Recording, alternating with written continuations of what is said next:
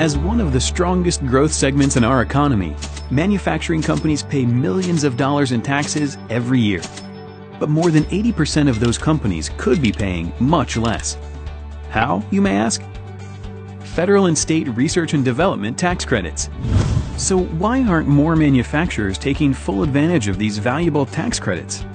Well, some companies are simply unaware of these credits, while others assume they don't apply to their businesses. And some companies may actually be using the credit, but are not claiming all of the qualified expenses. That's why we'd like to set the record straight. By law, virtually any company that designs, develops, or improves products, processes, techniques, formulas, or software may be eligible to take advantage of R&D tax credits, and that includes manufacturing. Here are some examples of qualifying activities.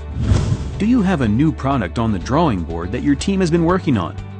That activity qualifies. Do you have an existing product that you are working to improve? That activity qualifies.